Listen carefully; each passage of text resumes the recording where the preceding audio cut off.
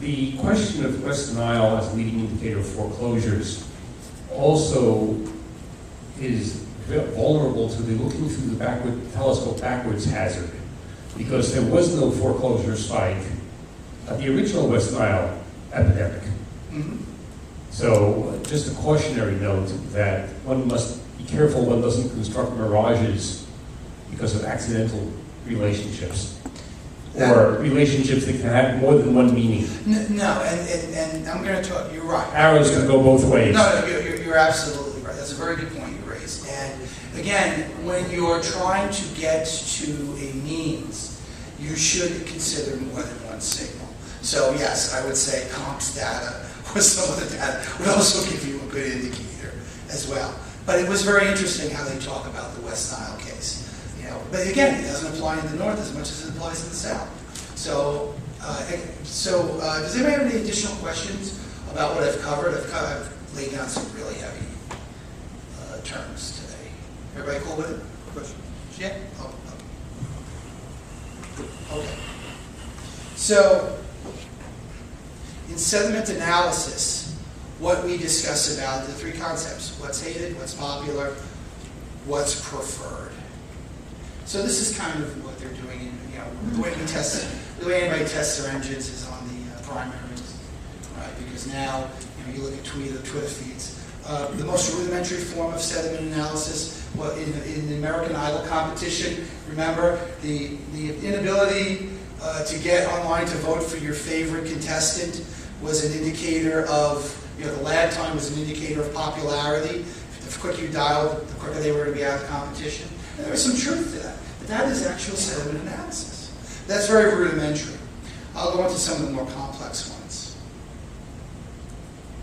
So, we think we know about the social collection process. If you were to really think about what you would have to do to gauge the sentiment of people on the internet, and this is a question that comes up every day in the form of continuous threat and risk monitoring. Right? I want to know what people say bad about my company, or I want to know what people say good things about my product. It sounds easy. There's a lot of data you have to go through. And however, some of the ways they make it better is through what we call tagging. You start to take a control group of people. You start to say this person, they love brand X.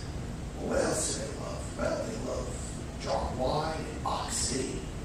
Okay? And then you start to see how many people start to cluster together in this kind of demographic. And then you start to put other demographics together. And then you see, is everybody moving all in the same direction? Well, that's an indication of what? A mass movement. Okay?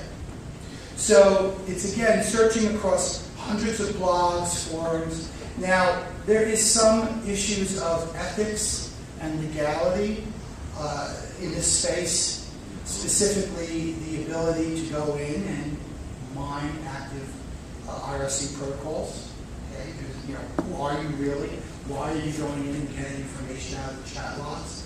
So far, it hasn't been deemed illegal, but I know it's been deemed controversial. Okay. Another area is in you get your news feeds. Okay, you get your regular media news feeds.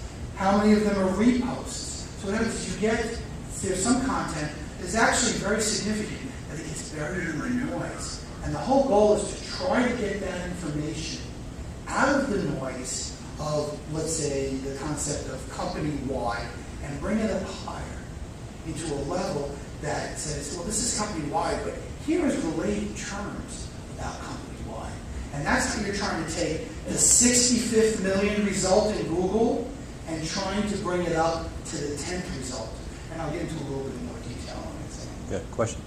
Sure. Do you have different tipping points with different social media?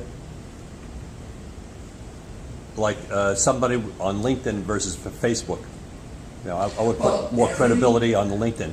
Every social media site has, again, their character. So going into LinkedIn, right?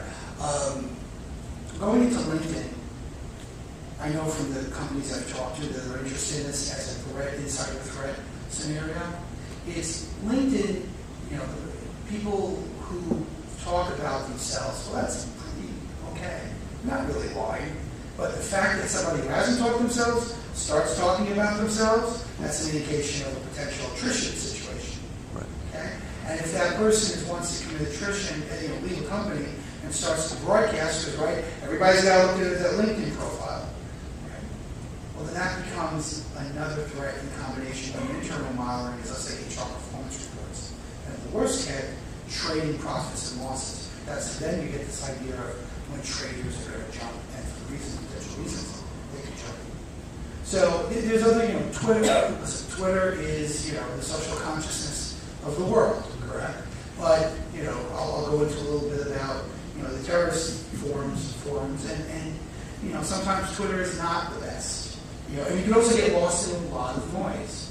So in a social media setting, I'll give you one example, because I just had this discussion with a client. The client is concerned about harm to its employees in a global way. And in the process, monitors Twitter feeds for some very specific content. And one of them is, certain keywords on company executives and the propensity to want to harm somebody.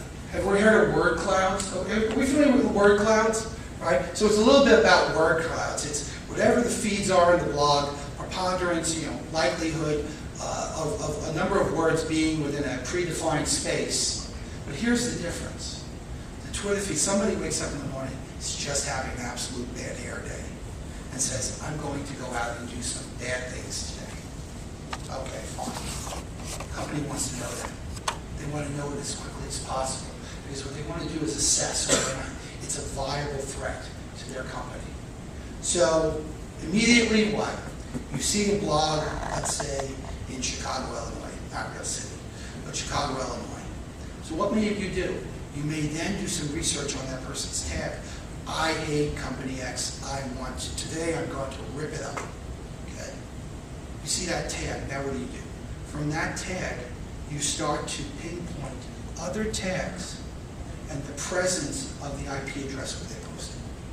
That helps you geolocate where the threat potentially could be coming from. And I'm going to show you an actual visual example. And so is that kind of geolocating based upon presence of tags that helps gives companies an idea, well, who could we call to help us with? Because it's posted in Chicago, but it's really out there in LA. And are we going to call a federal agency? Are we going to call a local agency? Because we found the tag, and then we found the email address of the person in LinkedIn, and we know more about the person, and we know where the person works. Are we going to send a police officer out there? We're going to advise them that we have some content. This is what companies are thinking now every day as part of the executive protection solution. So, going to your point, here's some examples of just some of the social networks, blogs, and other types. The deeper you go, the more you collect, the smaller your search has to be. That's a concept that's worked for us, right? Whether it's in forensics or it's in mining of data, right? The more context you have, the better your results, the lower your rate of false positives. How it all comes together? Here's a good visual example. Incident management. This is not the actual system I want to just point out, but it is a comparable system. So imagine again, just like that.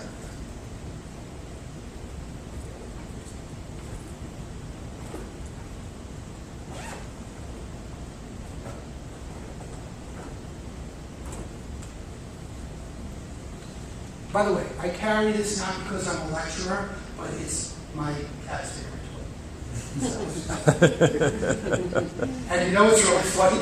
If you buy them at Petco, they're like half the price at Staples. I can even do little drawings on it. All right, so I love it. I'm sorry, I still can never stop laughing. My cat chases the red light. I love it now. I'm just like making a lobster. It's just so much fun. So imagine here on the bottom is your blog monitoring, which based on source IP address or possible content is now geopositioning the threats in a particular area relative to the movements of a protected person. So if the person's schedule tomorrow is to go through a specific route, he or she has several sites. Let's say, for example, Washington, D.C. to Arlington Falls Church. You're monitoring content to see if you can pinpoint the source of where that content's coming from. Perfect example, texting from a phone. You've got a tag of somebody who previously posted a potential threat against the individual. And that person actually, come on, today we see how many times we have to link our Android or iMac phone to an